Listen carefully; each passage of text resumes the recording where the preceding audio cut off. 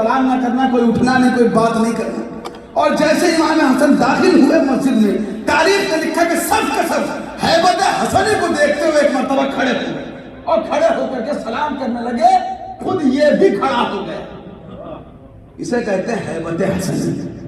چونکہ مسئلہ یہ ہے کہ امام نے یہ فرمایا کہ اگر تم سچے ہو، صحیح ہو، تو کبھی یہ نہ سوچنا کہ دولت کے بل پہ میں فلاں کو دبا سکتا ہوں، طاقت کے بل پہ میں فلاں کو دبا سکتا ہوں، قوت کے بل پہ میں فلاں کو دبا سکتا ہوں. چونکہ سب سے بڑی طاقت ہے اللہ کی طاقت. اگر کسی کے پاس تقوی کی ہیبت ہے عزیزان گرامی، تو دنیا کی کوئی طاقت ہو وہ جھکنے پہ مجبور ہو جاتی. تو یہی تو قوت پروردگار ہے جو اس وقت مسجد میں داخل ہو رہی ہے.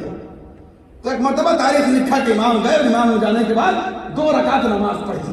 اور جب نماز پڑھ کے نکلنے لگے تو ایک مرتبہ اس نے بات کر کے راستہ روکا اور کہا کہ میں جانتا ہوں کہ آپ آخر میں اسی لیے آئے ہیں تاکہ جو میرا مال ہے یہ سارا کا سارا مال ختم ہو جائے اور آپ کو دینے کے لیے میرے پاس کچھ نہ بچا دو. امام نے اس کی کوئی بات کا جواب نہیں کہا، لیکن میرے پاس اتنا مال ہے کہ کبھی ختم نہیں ہے. اور یہ کہنے کے بعد ایک مرتبہ سونے کا ڈھیر لگا دیا. چونکہ جو شخص بانٹ رہا تھا نا دولت، اس سے کہا کہ جتنا ابھی تک سب کو دیا ہے اتنا مال اکیلے حاصل کر. اور ایک مرتبہ سونے کا ڈھیر لگا دیا. اور ڈھیر لگانے کے بعد اس نے جملہ کہا. کیا جملہ تھا؟ جب ڈھیر لگا دیا سونے کا تو کہتا ہے کہ آپ یہ سوچ رہے تھے کہ میرا مال ختم ہو جائے گا. اور ڈھیر لگانے کے بعد کہتا ہے کہ انا ابن ہندا، کہ میں ہندا کا بیٹا ہوں، میرے پاس مال ختم نہیں ہوتا. اب ظاہر سی بات ہے، چونکہ بات یہ آ گئی تھی کون کس کا بیٹا ہے، تو اب امام حسن کو بتانا تھا کہ کون کس کا بیٹا ہے. تو عزیزان گرامی اب یہاں ایک مرتبہ امام مسجد سے نکلے. چونکہ ظاہر سی بات ہے کہ امام کی ہیبت ایسی تھی، ایک شخص آگے بڑھا اور آگے بڑھ کے امام کی نالین صحیح کر دی. کیونکہ جب بھی ہم مسجد میں داخل ہوتے ہیں تو ایک ڈائریکشن میں نالین اتارتے ہیں، اور ہمیں جب مسجد سے نکلنا ہوتا ہے تو دوسری ڈائریکشن میں نکلنا ہوتا ہے، تو ہم خود اپنے پیروں سے صحیح کر لیتے ہیں. شخص آگے بڑھا، اس نے امام کی نالین گھما دی اور امام کے پیروں کے سامنے رکھ دی. بس جیسے امام کے پیروں کے سامنے رکھی، امام نے کہا کہ ہم اہل بیت کسی کا احسان نہیں لیتے.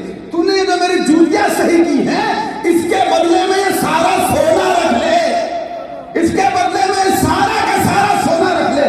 ایک مرتبہ ماریا حیرت سے دیکھنے لگا. اب امام نے اس کی طرف دیکھا اور مسکرا کے بولے انا ابن فاطمہ، کہ میں فاطمہ کا بیٹا.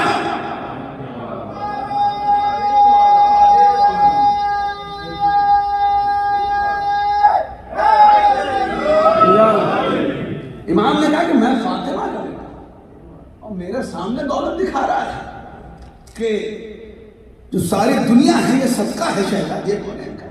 اور یقین مانیے کہ اس کے بعد اس کی ہمت نہیں ہوئی. چونکہ ظاہر سی بات ہے، اب سوچنے والی بات ہے. دیکھیے یہاں مسئلہ یہ کہتا ہوں نا کہ یہ جو اہل بیت کے اتنے فضائل ہیں، واقعات ہیں، یہ صرف سننے کے لیے نہیں، غور و فکر کرنے کے لیے ہوتے ہیں، تدبر کرنے کے لیے ہوتے ہیں. چونکہ قرآن کے لیے پروردگار عالم یہ کہتا ہے کہ افلا تدبرون فی القرآن، کہ تم قرآن میں غور و فکر کیوں نہیں کرتے. وہ کہتا ہی نہیں کہ قرآن کو پڑھتے کیوں نہیں، قرآن کو حفظ کیوں نہیں کرتے. یقیناً حفظ کرنا بھی بڑی اہمیت کا حامل ہے، لیکن خداوند کریم یہ کہتا ہے کہ تم قرآن میں تدبر کیوں نہیں کرتے. تو عزیزان گرامی اہل بیت کے جو فضائل ہیں یہ بھی قرآن کی ہی حیثیت رکھتے ہیں. تو یہاں پر بھی تدبر کرنے کی ضرورت ہے، غور و فکر کرنے کی ضرورت ہے، جو انسان کے معرفت میں اضافے کا سبب بنتا ہے. اب یہاں سوچنے والی بات یہ ہے کہ صبح سے شام ہو گئی تھی اسے سونا بانٹتے بانٹتے، اور جتنا صبح سے شام تک بانٹا تھا اتنا اکیلے امام حسن کو دیا تھا. اب جن لوگوں کو صبح سے لے کے شام تک ملا وہ شام تک یہ سوچ رہے تھے کہ بھائی یہ امیر شام ہے، یہ بہت دیتا ہے. لیکن سوچنے پر آخر میں یہ سوچنے پر مجبور ہو گئے کہ جتنے صبح سے شام تک اتنا دیا، آخر میں ایک شخص امام کی جوتیاں سیدھی کر کے جتنا صبح سے شام تک بٹا اتنا اکیلے لے گیا. سوچنے والی بات ہے نا. آپ بھی جب آپ کو کوئی چیز ملتی ہے، کوئی بینیفٹ ملتا ہے، جاب پہ ہوتے ہیں، آفس پہ ہوتے ہیں، فوراً ہمیں کہتے ہیں بھائی ہم نے اتنی محنت کی، ہمیں اتنا دیا، اس نے یہ کیا اور آپ نے اس کو اتنا دے دیا. فوراً دل میں خیال آتا ہے نا. تو مسئلہ یہ تھا، یہ آیا تھا اپنے آپ کو پہچانوانے کے لیے. یہ قدرت کا نظام ہے کہ دشمن جب اپنے آپ کو بڑھانے کے لیے آتا ہے تو پروردگار اہل بیت کو اور زیادہ اونچا کر کے پیش کرتا ہے. یہ صبح سے لے کے شام تک اپنے آپ کو منوانے کے لیے سونا بانٹتا رہا، اور جب شام ہوئی دنیا حسن حسن کرتی ہوئی رہ گئی.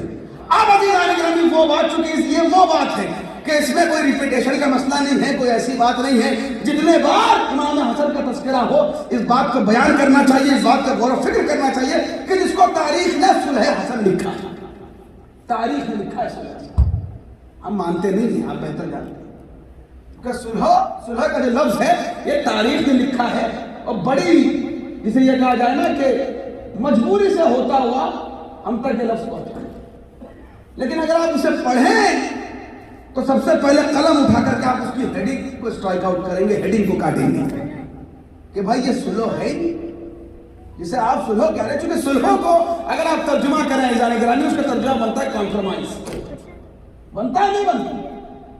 اب انصاف سے بتائیے, جب پیغام یہ ہے, اہل بیت کا فرمان و حکم یہ ہے, رسول اللہ کا دین یہ ہے کہ علی کے دشمن سے کبھی کمپرومائز ہو نہیں سکتا, تو ان کا بیٹا کیسے کر سکتا ہے؟ سرکار یہ بتائیے, ہو سکتا ہے؟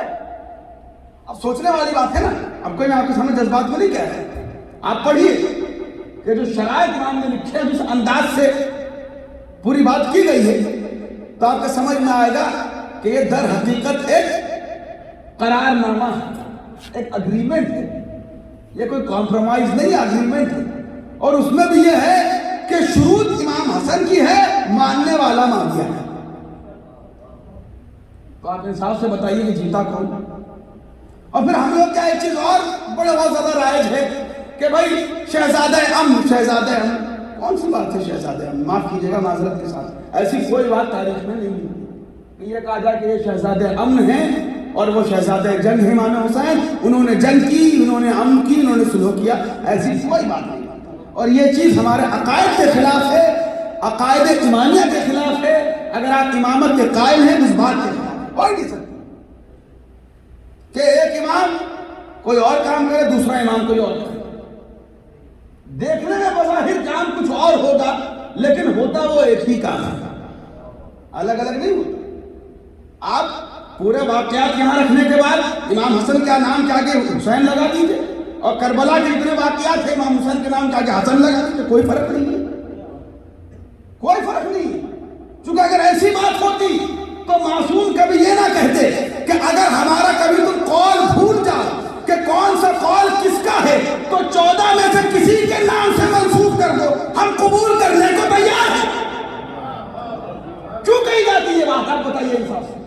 اس کا مطلب یہ ہے کہ 14 کے 14 میں کہیں کوئی فرق نہیں ہے. جو اولنا محمد آخرنا, میں کل تفصیل سے اس کو بیان کروں گا انشاءاللہ, چونکہ رسول اللہ کے حوالے سے مجلس ہوگی. اولنا محمد آخرنا محمد اوسطنا و کلنا محمد کی جب بات کر دی تو آپ کیسے کہہ سکتے ہیں کہ یہ امام امن ہیں اور انہوں نے صلح کی تھی؟ اور پھر جو غیر ہیں وہ یہ کہتے ہیں کہ بھائی دیکھیں امام حسن نے بھی صلح کی تھی نا, آپ کو بھی صلح کر کے رہنا چاہیے. ہم نے کہا کہ سب سے پہلی بات یہ ہے کہ جب آپ نے خود لفظ صلح استعمال کر دیا تو پھر اس بات کا بھی اقرار کیجئے کبھی جنگ تھی. چونکہ آپ یہ کہتے ہیں کوئی مسئلہ ہی نہیں تھا, وہ تو شیر و شکر تھے, یہ تو مولویوں نے بنا دی بات, ذاکروں نے بنا دی, خطیبوں نے بنا دی, ان کی تو بڑی اچھی دوستی تھی. مسئلہ یہ ہے کہ یہ خود اپنے بچھائے ہوئے جال میں پھنستے چلے جاتے ہیں. شہزادی کی شان میں گستاخی ہوئی تھی کچھ مہینے پہلے, آپ کے ذہنوں میں بات محفوظ ہے. لوگوں نے یہ کہا کہ معاذ اللہ نعوذ باللہ صدیقہ نہیں تھی, دعویٰ غلط کیا تھا, معاذ اللہ نعوذ باللہ خاکم بتائیں کہ دعویٰ غلط کیا تھا.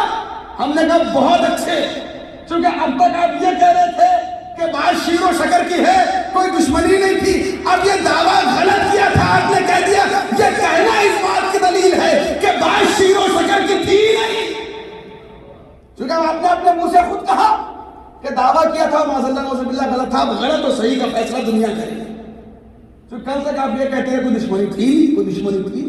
بھائی کسی شے کو مانگنا, مطالبہ کرنا اور نہ دیا جانا یہ کیا دوستی میں ہوتا ہے؟ بتائیے.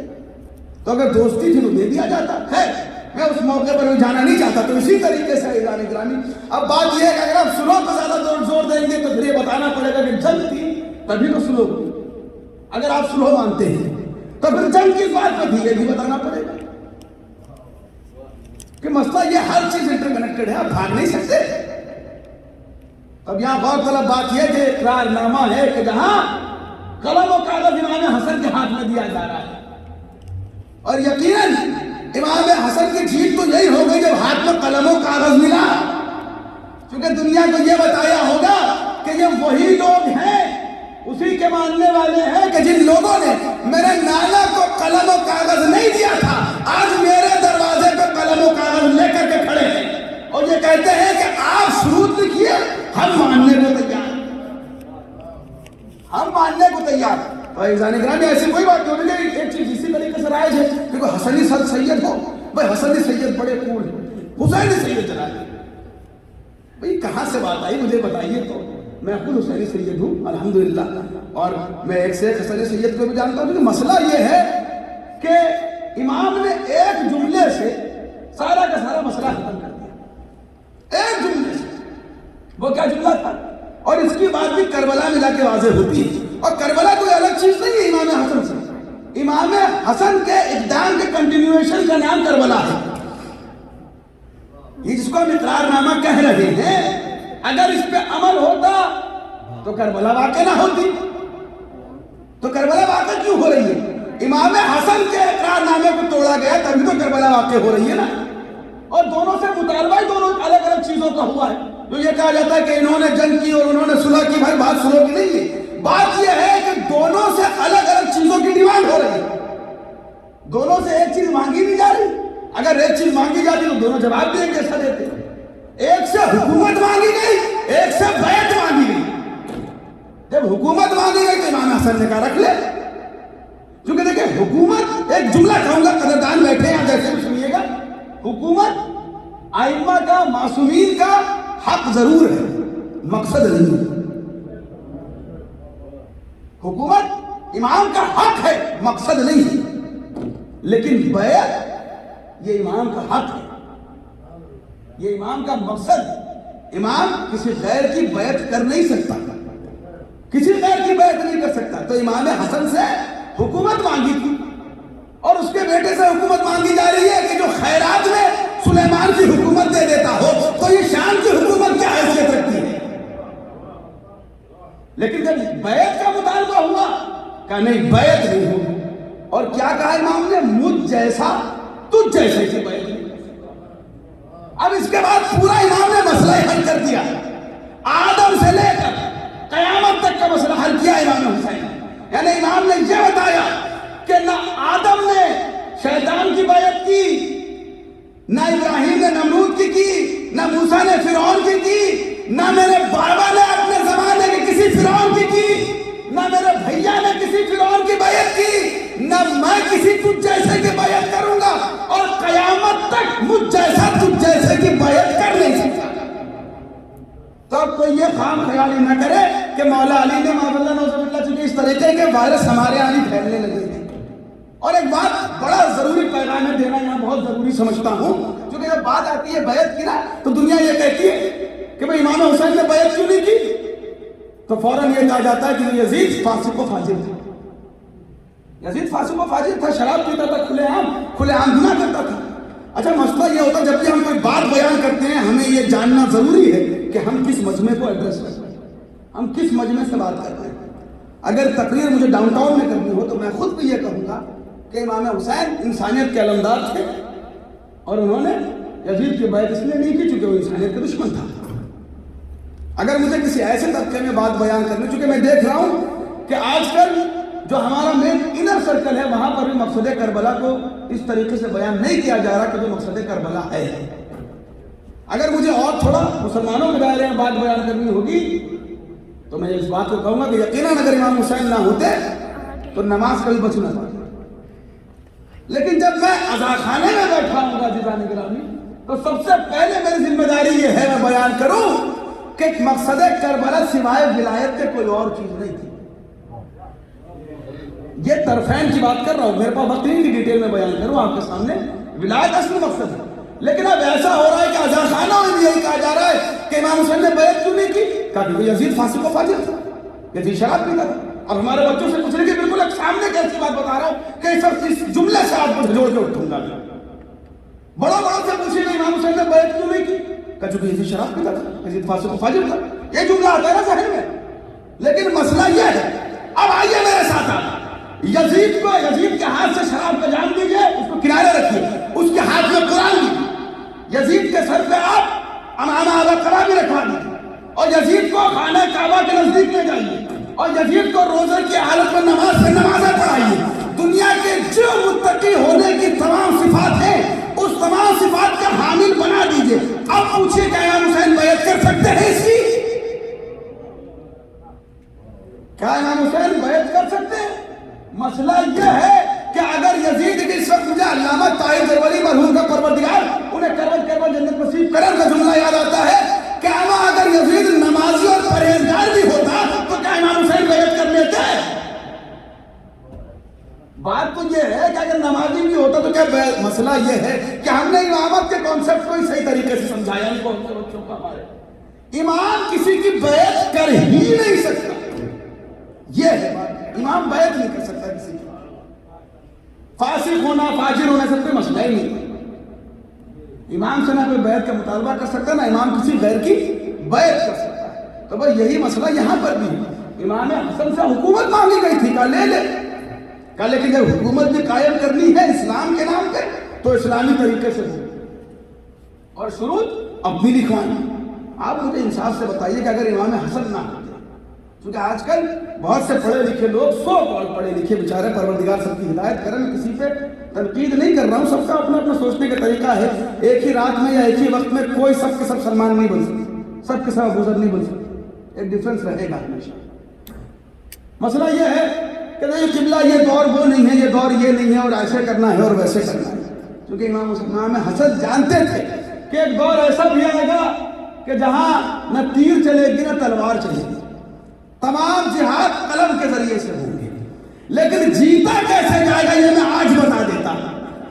تو امام حسن نے قلم کے ذریعے سے جہاد کیا اور اس جہاد کو جیت کے بتایا. آپ انصاف سے بتائیے کہ ایسا لگ رہا ہے کہ حکومت بھی پوری کی پوری امام حسن ہی کی ہے. آنے کے بعد امام حسن نے کیا کہا, اب تمام شرط کو پڑھنے کا میرے پاس وقت ہے نہیں لیکن بہت جلدی گزر جاؤں گا آپ کے سامنے بیان کرے تاکہ ذہن میں محفوظ رہے. امام نے کیا کہا, سب سے پہلی شرط کہ تو قرآن اور سنت پہ عمل کرے. آپ اکثر سنتے رہتے ہیں شرط, زیادہ تفصیل سے ڈیٹیل میں نہیں کروں, سیم پوائنٹس ریپیٹ ہوتے ہیں لیکن یہ پوائنٹس وہ جنہیں بار بار ریپیٹ کرنا چاہیے لیکن میرے پاس وقت نہیں تو میں ریپیٹ بھی نہیں کرتا ہے. اب مسئلہ یہ ہے کہ جو قرآن اور سنت کی بات ہے, مسئلہ یہ نہیں کہ امام حسن صرف آج کا مسئلہ حل کر رہے ہیں, اس دور کا کہ جو امام حسن کے دور کا مسئلہ تھا. امام حسن گزشتہ خلافتوں کے مسئلے کو بھی حل کر رہے ہیں. کیونکہ جب خود مولا کائنات کو تیسرا خلیفہ تسلیم کر لیا گیا تھا, کہا آپ ہیں, بس چھوٹی سی شرط ہے. کہا شرط کیا ہے؟ کہا سیرت شیخین پہ عمل کرنا ہے نا بھائی. تو بالکل تاریخ کی بات ہے, کوئی ایسی بات نہیں ہے کہ آپ کہیں کہ آپ کیسی باتیں کر رہے ہیں اور ایسی بات کر رہے ہیں روزانہ. اور اگر آپ میڈیا کی بات کر رہے ہیں تو ٹی وی پر روز بیان ہو رہا ہے. کوئی ایسی بات نہیں کہ میرے بیان کرنے کے بعد میڈیا پہ جائے گی بات, روز بیان ہو رہا ہے, روز کی بات ہے, اس پہ ڈسکشن ہو رہا ہے اور ہونا چاہیے. اب وہ وقت آ گیا کہ ڈسکشن ہو, آرام سے بات ہو, لوگ غور و فکر کریں. کہا کہ سیرت شیخین پہ عمل کرے گا جو بھی تیسرا بنے گا خلیفہ. میرے مولا نے کہا کہ سیرت شیخین کیا ہوتی ہے بھائی؟ شیخین کو میں نہیں جانتا, میں ثقلین کو جانتا ہوں. کیونکہ رسول اللہ امت کے لیے ثقلین کو چھوڑ کے گئے تھے, شیخین کو چھوڑ کے نہیں گئے تھے. صلی اللہ علیہ محمد والے محمد پر.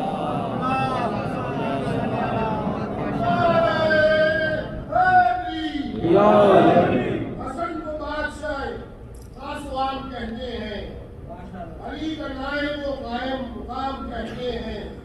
دلیل ایک بھی کافی ہے ان کی عظمت میں, انہیں حسین بھی اپنا امام کہتے ہیں. واہ سلامت اللہ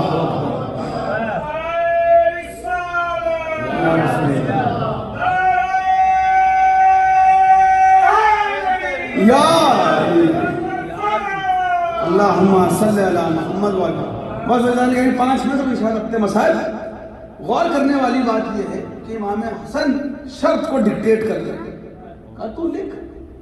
اب انصاف سے بتائیے جیت کون رہا ہے؟ یہ سلو کہاں ہوئی بھائی؟ آپ مجھے بتائیے سلو کا اس طریقے سے ہوتی ہے, سلو کا اس طریقے سے ہوتی ہے. اور اس کے بعد یہ کہا جا رہا قرآن اور سنت پہ عمل کرے گا. یہ تو بالکل ایسی بات ہوگی کہ شخص ہو آپ اس جگہ پہ آج سے آپ ماسک پہن کے آئیں گے جب بھی آئیں گے.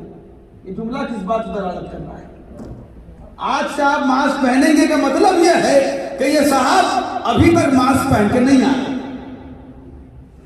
یہی ہے نا, تو اگر یہ کہا جائے کہ اب آپ قرآن اور سنت پر تو عمل کرے گا، اس کا مطلب کیا ہے؟ مطلب یہ ہے کہ اب تک قرآن اور سنت پہ عمل نہیں ہو رہا۔ تو امام کو تو یہ بتانا تھا کہ اب تک کیا ہو رہا تھا، اب تک کیا ہو رہا تھا، اور پھر یہ کہا کہ میرے بابا پہ تو ممبروں سے سب و شتم نہیں کروائے گا، یعنی علی کی شان میں گستاخی نہیں ہوگی۔ تو آپ انصاف سے بتائیے۔ اچھا جب بات آتی ہے عشرہ مبشرہ کی نا، تو بہت سے لوگوں کے دلوں پہ سانپ لوٹتے ہیں، وہ عشرہ مبشرہ اس لیے ہم کچھ نہیں کر سکتے۔ عجیب بات ہے، عشرہ مبشرہ کیونکہ جنت کی بشارت دی تھی، اس لیے جنہیں جنت کی بشارت دی تھی ان کے بارے میں تم بولنے سے ڈر رہے ہو، اور جو قسیم النار والجنہ ہے اس کے بارے میں جو چاہے بولو۔ بھائی سوچنے والی بات ہے نا کہ کیا ہو کیا رہا ہے۔ کہا کہ تم میرے بابا پہ سب کو شکر نہیں کرے گا، کہا ٹھیک ہے نہیں کروں گا۔ کہا اپنے ہاتھ کو امیر المومنین نہیں کہلوائے گا۔ مولا تخت پہ بیٹھا ہوا ہے، کچھ تو دے دیجیے اس کو۔ اگر سلو کی بات ہے نا تو دنیا سے مجھے بتائیے، اگر یہ سلو کسی کی صورت سے یہ سلو نظر آ رہی ہے، یہ تو معاویہ سے کہا جا رہا ہے کہ اپنے ہاتھوں سے لکھ کے تو ہارا۔ اکثر ہم نہیں کہتے کسی کو پکڑنے کے بعد جب تک بولے گا نہیں کہ میں ہارا چھوڑوں گا نہیں، کرتے نہیں کرتے کبھی کبھی بچپنے میں ہوتا تھا۔ تو ایسا نہیں کریں، بس امام حسن نے یہی حال کیا اس کا، کہ جب تک بولے گا نہیں کہ میں ہارا تب تک چھوڑوں گا نہیں، وہ لکھ کے تو ہارا، اور کہا کہ اپنے آپ کا امیر المومنین نہیں کہلوائے، لکھا۔ کیونکہ ظاہر سی بات ہے کہ امیر المومنین آپ خود ہمارے ائمہ میں سوائے امیر المومنین علی بن ابی طالب کسی اور کو بول نہیں سکتے۔ کسی نے چھٹے امام علیہ الصلوۃ والسلام کو اللہم صلی علی محمد وعلی السلام علیکم یا امیر المومنین کہہ کے سلام کیا۔ امام نے کہا خبردار، یہ لقب مخصوص ہے صرف ہمارے جد علی سے، صرف جد علی سے مخصوص ہے۔ تو کیسے گوارا کرے، جب اپنے لیے گوارا نہیں کر رہے تو اس کے لیے کیسے گوارا کرے؟ اور یہ بتا دیا کہ تو امیر المومنین نہیں کہلوائے گا، امیر شام کہلوا لے، بادشاہ کہلوا لے۔ یعنی یہ کہ ایمان سے تیرا کوئی تعلق نہیں ہے، مومنین سے تیرا کوئی تعلق نہیں ہے، دنیا کے جتنا القاب لینا ہے لے لے، لیکن مومنین کی بات آئی تب اس سے تیرا کوئی تعلق نہیں۔ صرف یہ نہیں کہ امام نے یہی اپنی باتوں میں کہا کہ جو لوگ جبل میں میرے بابا کی جانب سے شہید ہوئے تھے تو انہیں بیت المال سے مال دے گا، وظیفہ دے گا۔ اب بتائیے اس سے زیادہ تبرہ کیا ہو سکتا ہے؟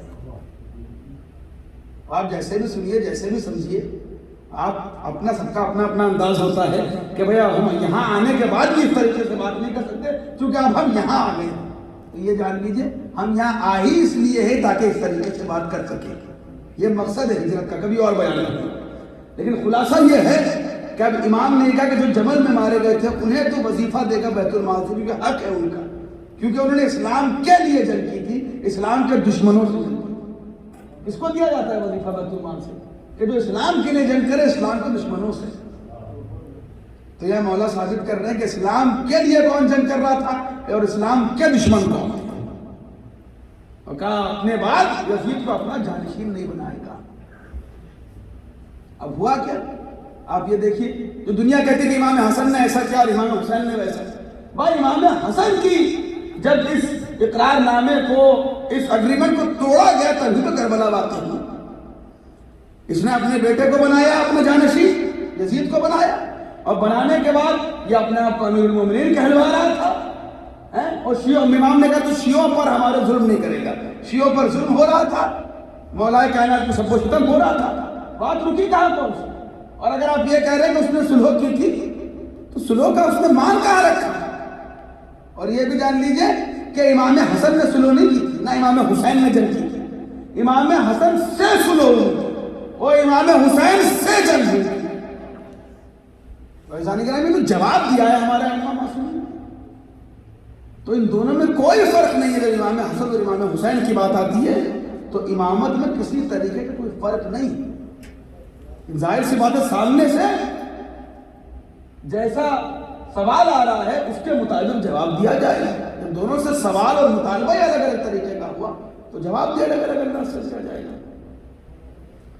اور اتنا جائے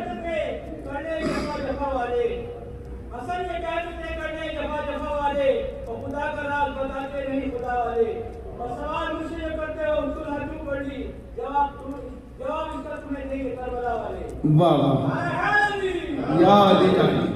تو بس صحیح جانے گرامی، امام حسن کی زندگی بہترین شجاعت سے بھرپور زندگی،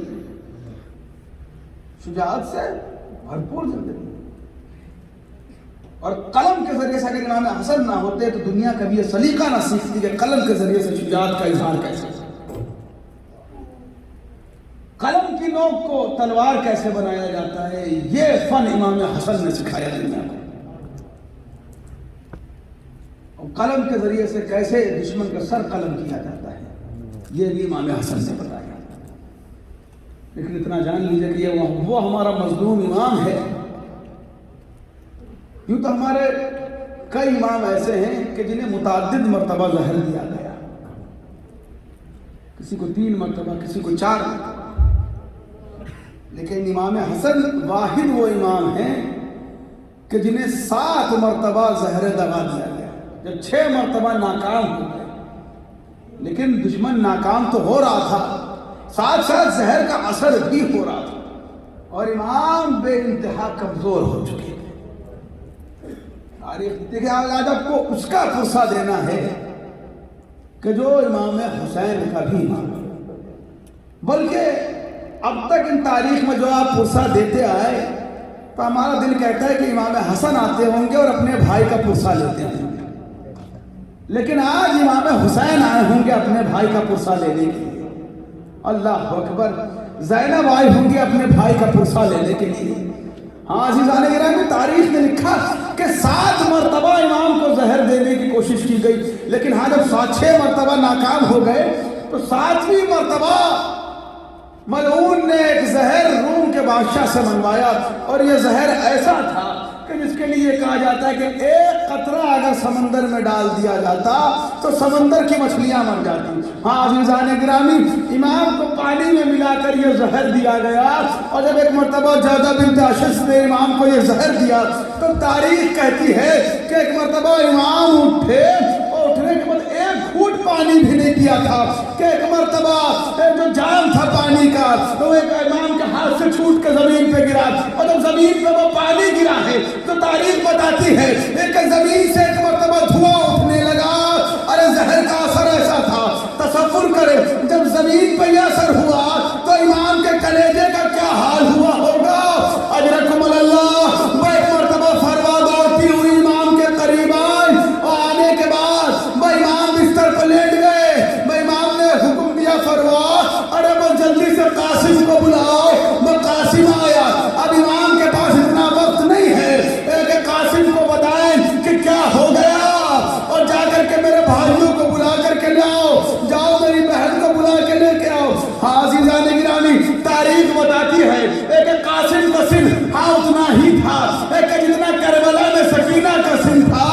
وہ ایک مرتبہ امام کیسے بتائیں کہ قاسم کے بابا کے ساتھ کیا ہو گیا، لیکن بس امام نے ایک مرتبہ قاسم کو قریب بلایا، سر سے امامہ اتارا، قاسم کا گریبان چاک کیا، ارے آستینوں کو الٹا، کہا بیٹا بس اس حالت میں میرے بھائی کے گھر چلے جاؤ، ارے میرا بھائی حسین سمجھ جائے گا کہ کیا قیامت آ گئی۔ بس عزیزان گرامی، ایک مرتبہ قاسم کو اس حالت میں دیکھا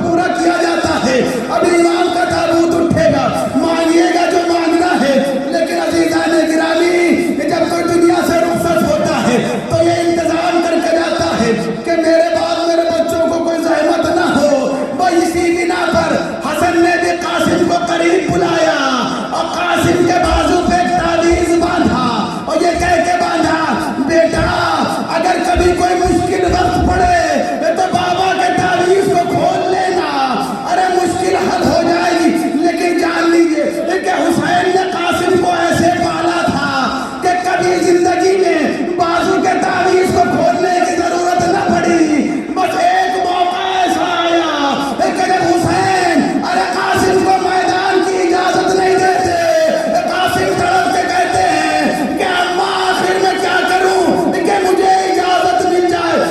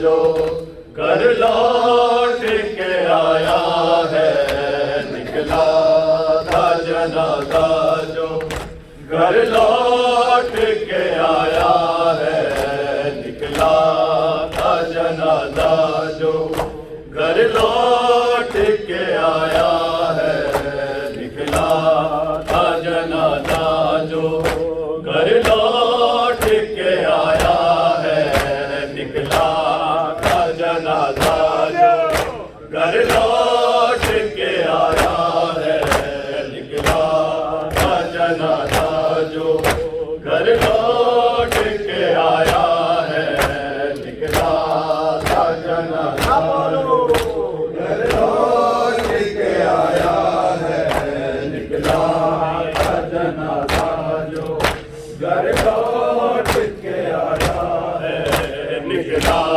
था जनाजा जो घर लौट के आया है, निकला था जनाजा जो घर लौट के आया है, निकला था जनाजा जो घर लौट के आया है, निकला था जनाजा जो घर लौट के आया है, निकला था जनाजा जो घर लौट के आया है, निकला था जनाजा जो घर लौट के आया है, निकला था जनाजा जो घर लौट के आया है, निकला था जनाजा जो घर लौट के आया है, निकला था जनाजा जो घर लौट के आया है। किसी तरह से हाल को, किसी तरह से हाल को उम्मत ने सताया है, निकला था जनाजा जो घर लौट के आया है, निकला था जनाजा जो घर लौट के आया है, निकला था जनाजा जो घर लौट के आया है, निकला था जनाजा जो घर लौट के आया है। किसी तरह से हाल को, किसी तरह से हाल को उम्मत ने सताया है, निकला था जनाजा जो घर लौट के आया है, निकला था जनाजा जो घर लौट के आया है, निकला था जनाजा जो घर लौट के आया है, निकला था जनाजा जो घर लौट के आया है। हर पैर ने टुकड़े किए शबर के जिगर के, हर पैर ने टुकड़े किए शबर के जिगर के, हर तीरों का बादल क्यों ताबूत पे छाया है, हर तीरों का बादल क्यों ताबूत पे छाया है, निकला था जनाजा जो घर लौट के आया है, निकला था जनाजा जो घर लौट के आया है, निकला था जनाजा जो घर लौट के आया है। ऐसे ने टुकड़े किए शाबर के जिगर के, ऐसे ने टुकड़े किए शाबर के जिगर के, तीरों का बादल क्यों ताबूत पे छाया है, तीरों का बादल क्यों ताबूत पे छाया है, निकला था जनाजा जो घर लौट के आया है, निकला था जनाजा जो घर लौट के आया है, निकला था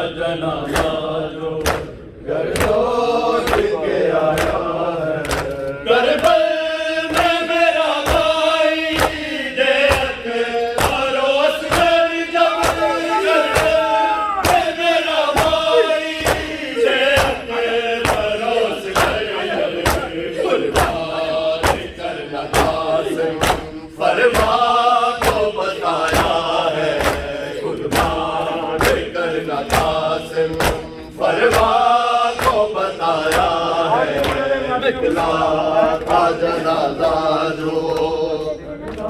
जवाब देंगे। निकला था जनाजा जो घर लौट के आया है, निकला था जनाजा जो घर लौट के आया है।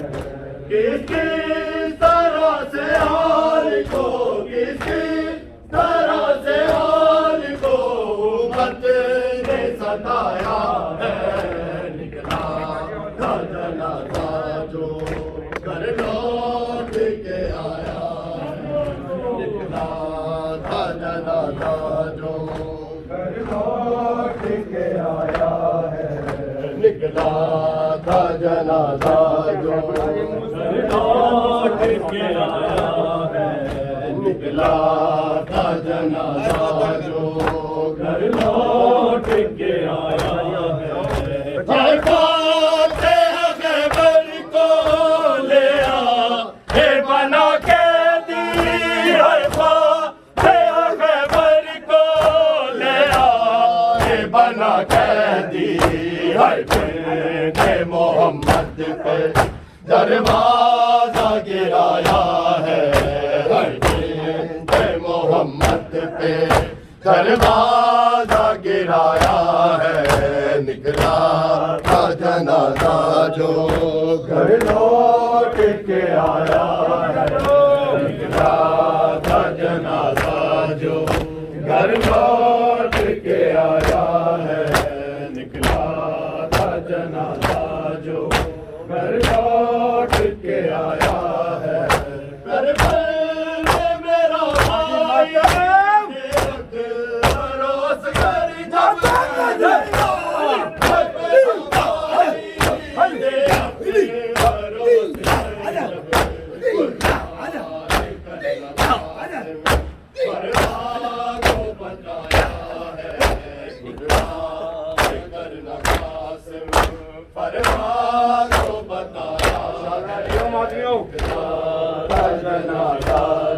पढ़े जी नाम है हमारा, सारे पढ़े जी पढ़े। निकला जनाजा जो घर लौट के आया है, निकला जनाजा जो घर लौट के आया है। अरे ने टुकड़े किए शबे के जिगर के, ने टुकड़े किए शबे के जिगर के,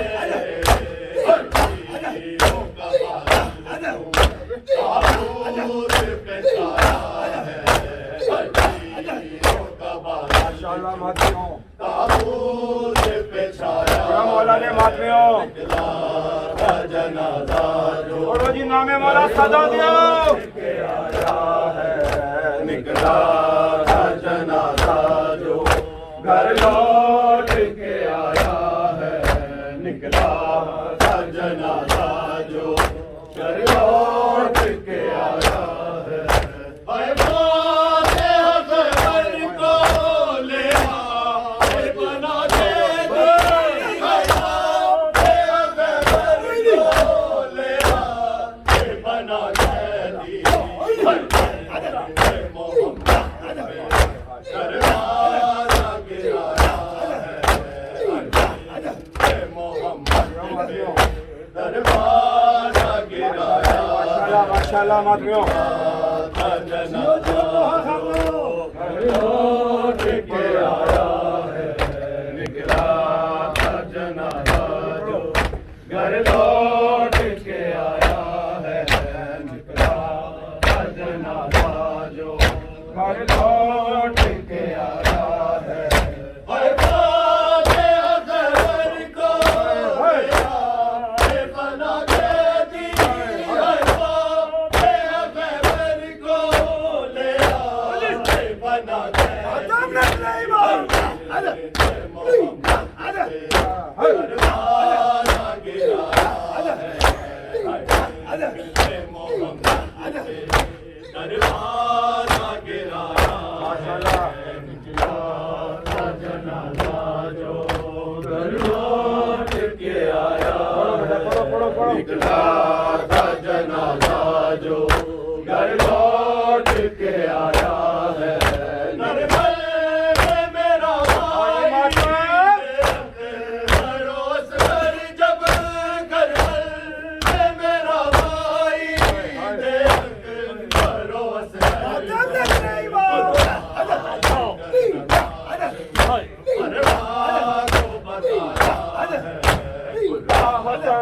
حسن